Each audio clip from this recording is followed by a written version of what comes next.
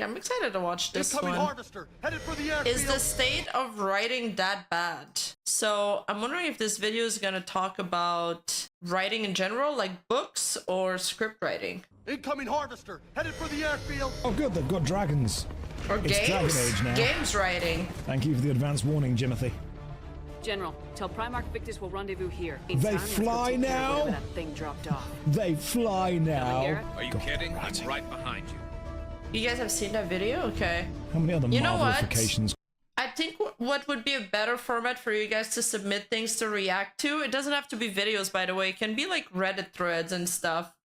I'm thinking we should start like a Reddit, and that way, if it's a good video, people can upvote it. Like, oh yeah, that's the best video, you should watch this. Or, oh yeah, you should react to this. But we need mods for the Reddit. Can we add into this?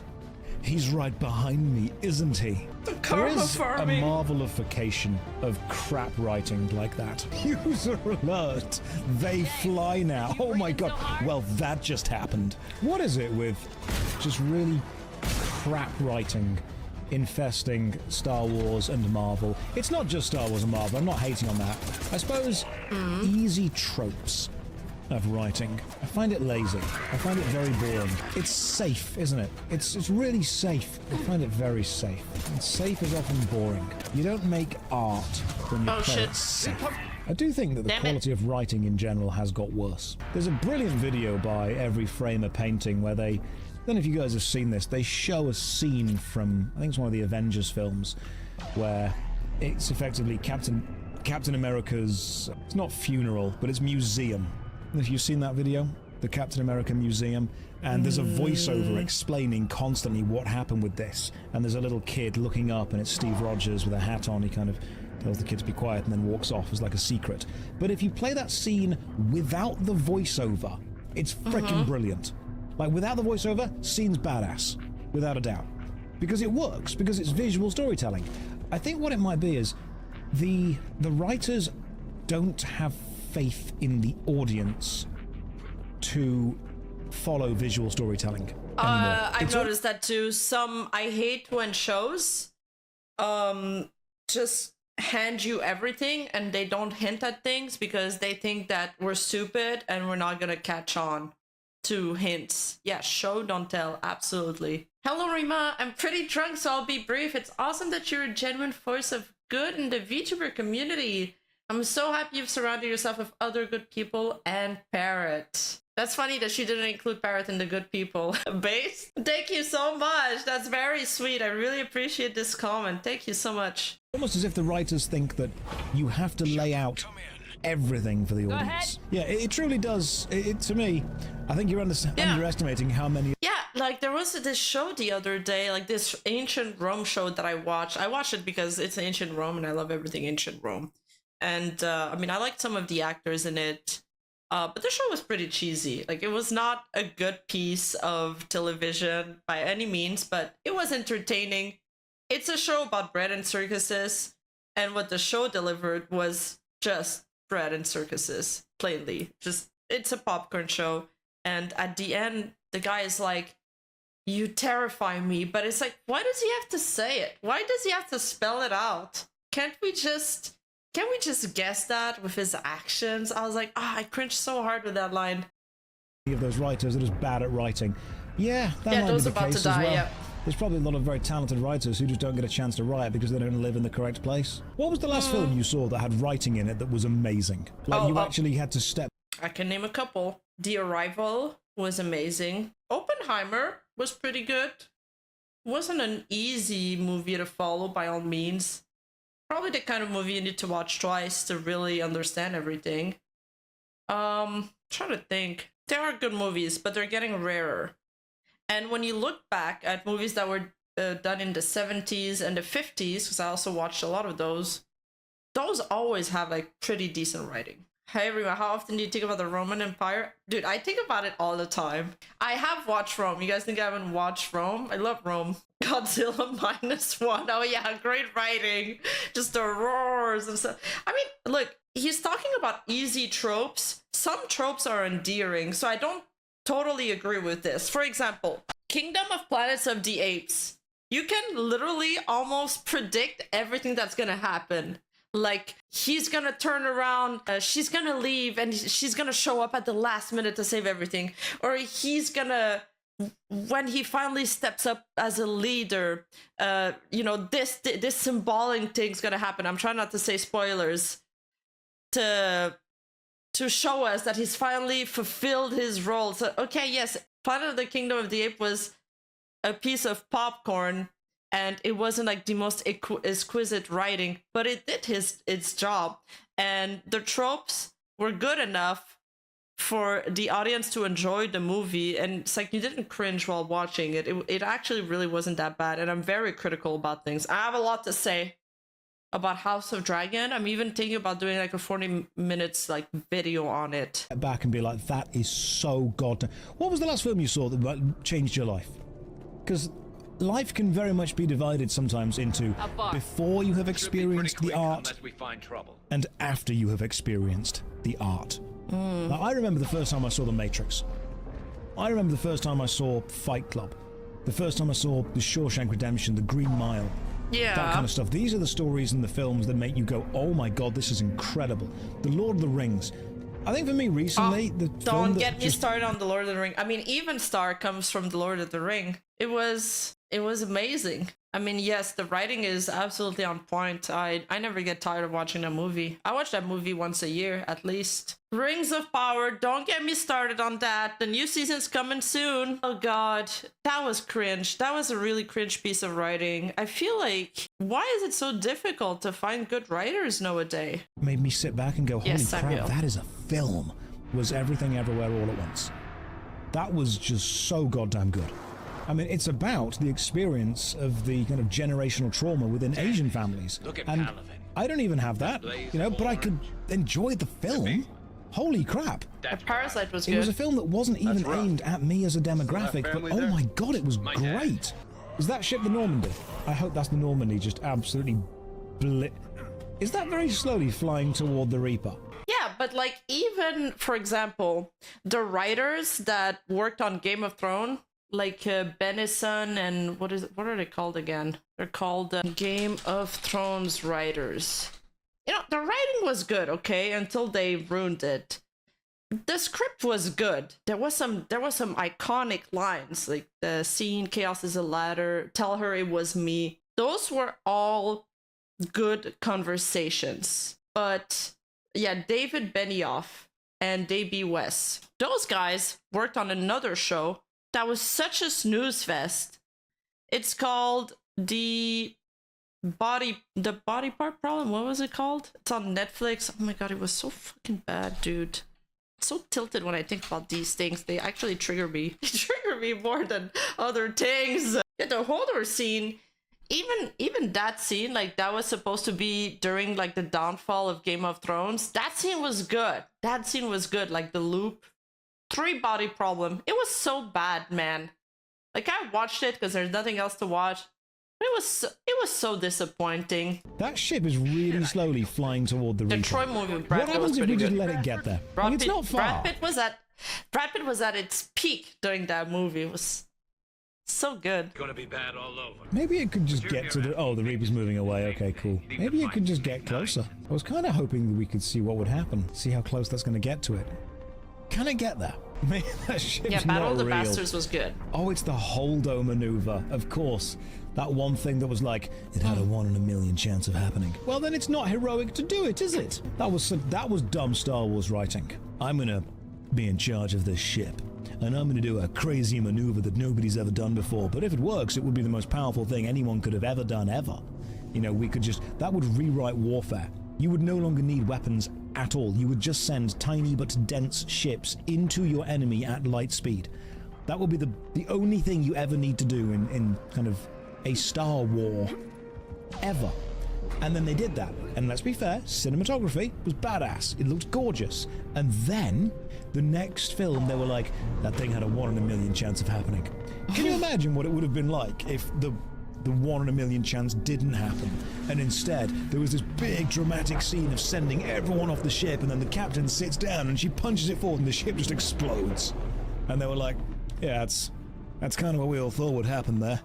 I mean, there's a 1 in a million chance that you would have not done that, but statistically, that's exactly what should have happened. Oh well, let's go back to fighting with swords. It's so strange. Yeah. It's so strange. Star Wars. It came out a while ago. I don't really remember it. There was some interesting characters in those franchise. I don't really think that. Yeah, I don't especially think the writing was really good. There's like maybe one scene that I liked during the whole thing. I like the little robot. I haven't watched Acolyte. Is Acolyte really bad? Yeah, better off forgetting. Absolutely. Finn was cool until he wasn't. Well, why did he become cool? I don't remember. His character was interesting, but Acolyte is the worst. I mean, they've had some decent spin-off. Like, The Mandalorian was good. The last season I didn't really like so much. And then the Solo... No. Antwort? That one was... Andor! That one was good. I liked it. The actor is great. I mean, I just like that actor in general, but it was a decent thing. And probably because it just took place in the world of Star Wars, and they didn't try to bring everything back to the franchise. Like, my problem with those franchise is that they always try so heavily to rely on the success of what made them popular in the first place. So they'll always allude to things that has happened in the successful movies. They'll always allude to characters that's happened in the successful movies, but I want them to be able to stand on its own 2 feet. Like, it should be an installment of its own, and it should be interesting enough for me to care about it. It can be set in the world of Star Wars, that's fine, but it doesn't always have to be about what, Obi-Wan Kenobi did 50 years ago. I know this is a bit of a hot the nostalgia take, bait too much. but I don't think that the writing in Star Wars is as good as everyone thinks it is.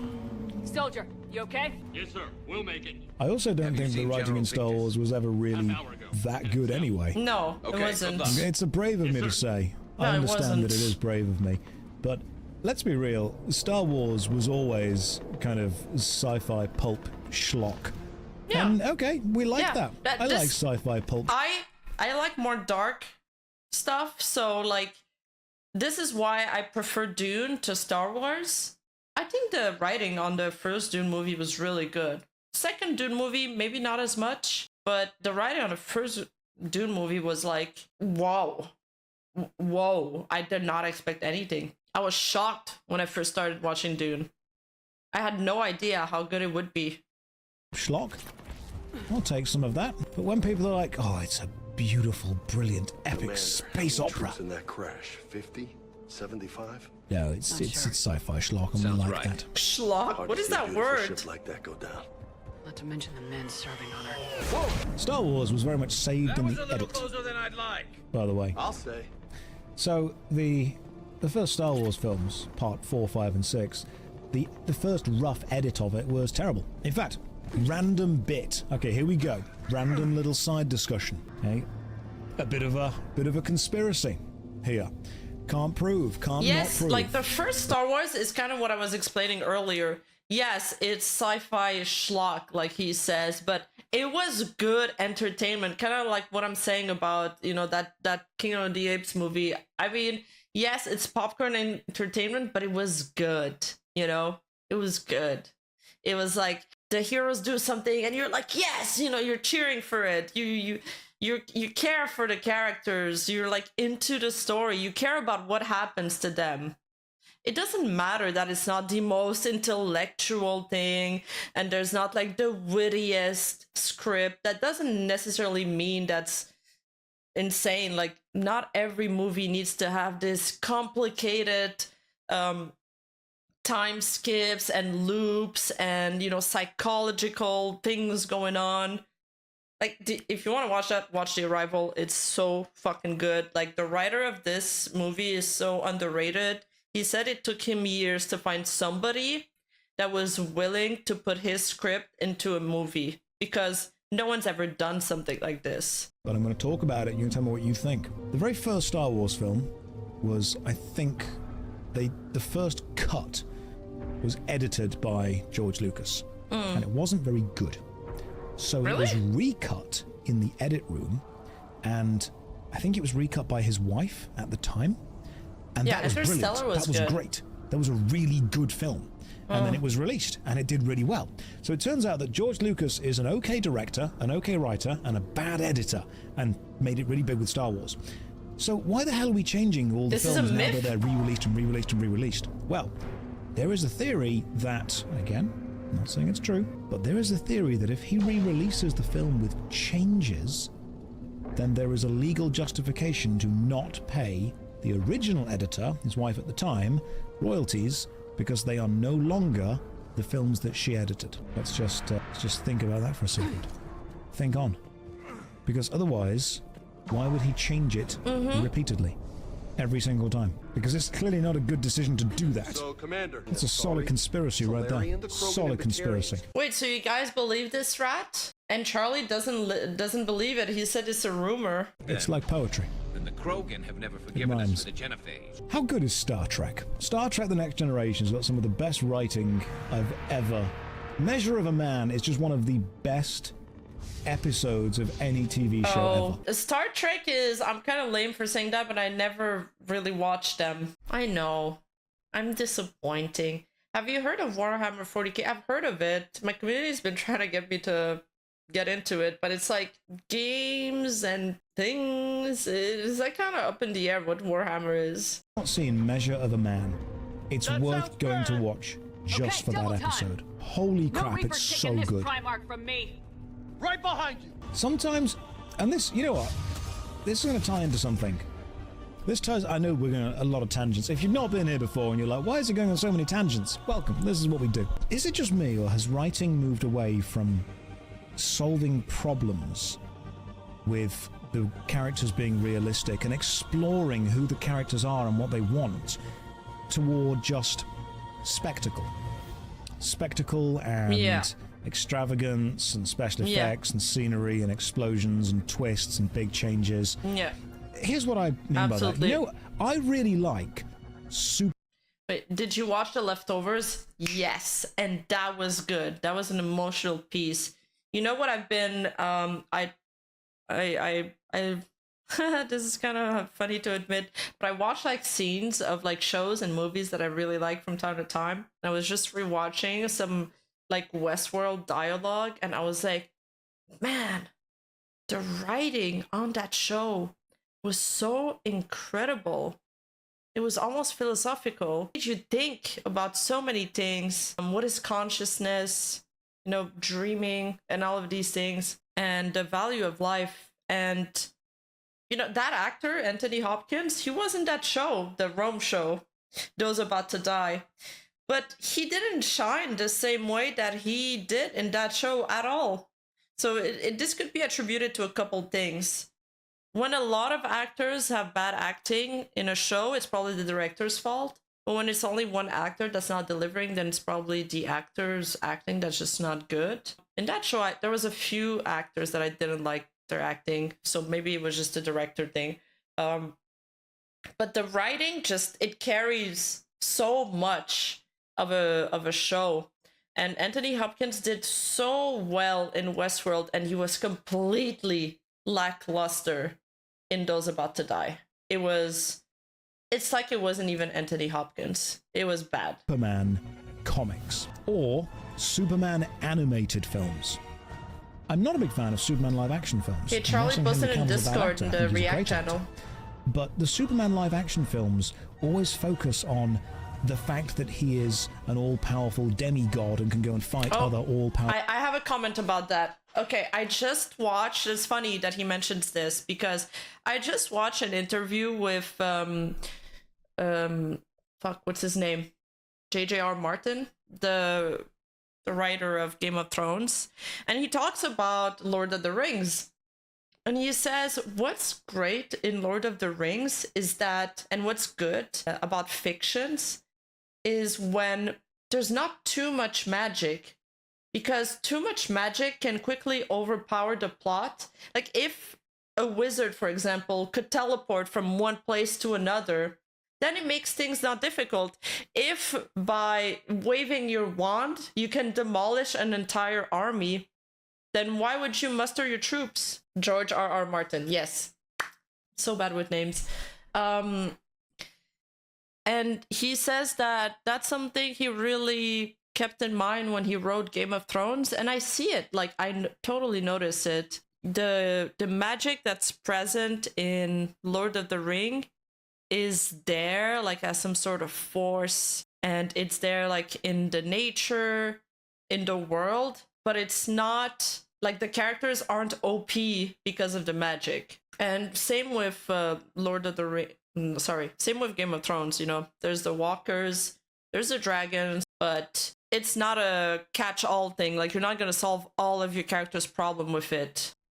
Yeah, Tolkien knew what he had to do with Gandalf. Powerful demigods, whereas the comics and the animated films explore his struggle to be human. Because Superman is so overpowered, he can beat anything. Yeah. But what he can't always come to terms with is the human condition, which I think is great. I like that. I really, really like the fact that, I mean, there's an episode, there's a comic or an animated film where Superman's just trying to come to terms with the fact that he wasn't able to save someone. And that's beautiful, to see him struggle to deal with failure and loss is very human, and I like that. I respect that. Because I read a thing on Reddit earlier, and it said that we are so used to characters being written as dark and edgy in order to be... It's almost like they're trying to circumvent the trope. They're trying to circumvent your expectations.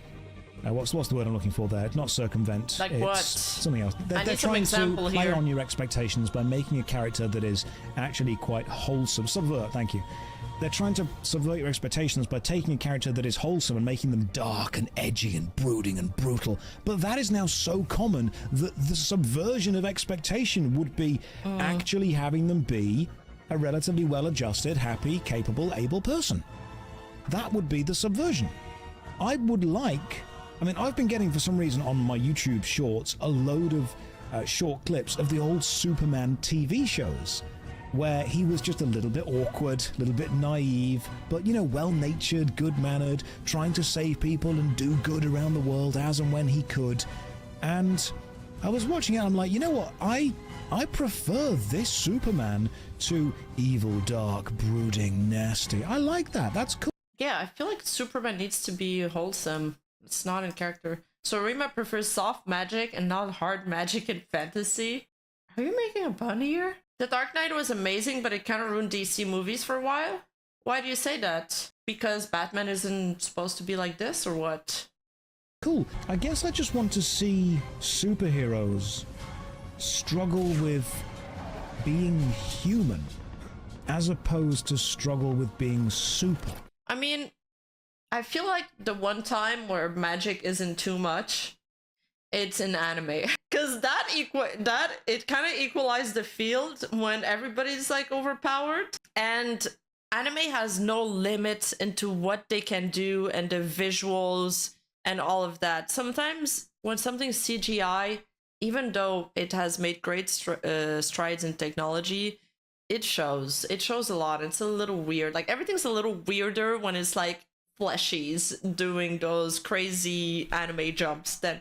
But when it's anime, it's just so fucking cool, man. It just looks so badass.